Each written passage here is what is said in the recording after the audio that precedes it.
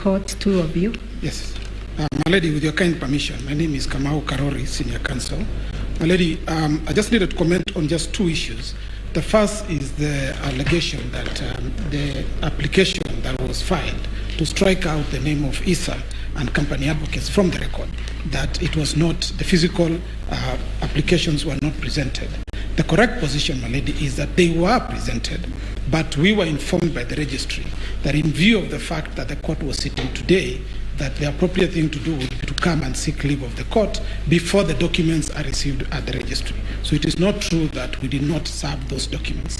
Secondly, my lady, regarding the documents, there's also an important point, my lady, to point out, which is that the affidavit filed by John Githongo, he had filed a response first, then he filed a further affidavit out of time, and in that further affidavit, he introduced completely new documents. In fact, as you will notice when you retire to write your ruling, he now withdrew the initial logs that he had attached to his affidavit and filed completely new ones after we had responded to his previous affidavit. The only option available to us, having been served with these new documents, was now to respond to them. You'll also notice, my lady, that the documents filed by Arnold Oginga, again, they're completely new documents from the ones that had been filed earlier. The prejudice is, on the basis of the document that had been served upon us, we had already responded and filed submissions because our time for filing submissions was very limited. Now we have a situation where new documents have been filed. We have no opportunity of responding to them in submissions because our submissions have already been filed. The only option was for us to file an additional affidavit explaining or answering these new documents and assertions that had now been made. And that is why the documents that were filed out of time on account of the system issues that my learned friend has alluded to. Thank you, madam. Thank you.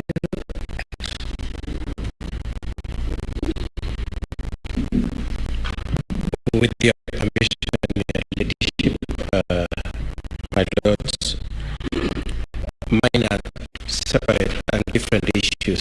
The first one relates to the orders you made for scrutiny this afternoon to Keegan for the first petitioner, together led by my senior Mr. Ngatia. It relates to respondent, you mean? Yes, first respondent. I apologize for that. We would like to request that the court takes on board consideration of the issues of security, considering what happened at the National Tally Center, my lords and your lordships, and we will be addressed, and we would prefer, considering the security issues also, that camera surveillance be addressed, my lords and my ladies. The second issue, my lords and my ladies, introduce two affidavits, and we would, the two affidavits introduce very substantial facts that go to the touch very seriously on our case, and we would like and pray for leave to respond to those affidavits, considering that you've allowed them in. Thank you.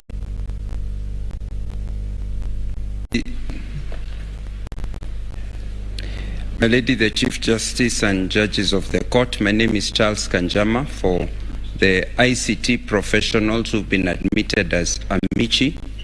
I have also two requests to make to the court. One is that in respect of the scrutiny that will be taking place, that the amici whose assistance to the court is to give independent observation of the election technology be allowed to participate and also be allowed thereafter to prepare and present their own independent report so that they can effectively assist the court.